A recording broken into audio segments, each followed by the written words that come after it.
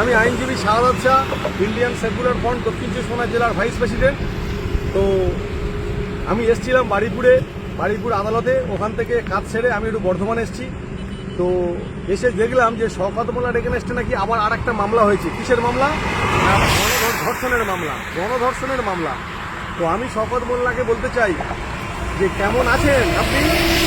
আপনি তো শয়তান মোল্লা। যখন ক্ষমতায় ছিলেন আপনি কি অত্যাচার করেছেন ক্যানিং পূর্বের মানুষের উপরে। আজকের জেলের ভিতরে কেমন লাগছে? এনআইএ তো ধরেছে, সিবিআই ইডি আবারও নেবে, এবং আরও যা মামলা হবে, যা যা অত্যাচার করেছেন তার প্রায়শ্চিত্ত আপনাকে করতে হবে জেলে বসে। কারণ যে পাপ আপনি করেছেন ওই জেলেই আপনাকে বাকি লাইফটা কাটাতে হবে, কারণ আপনার পাপের কোনো ক্ষমা নেই।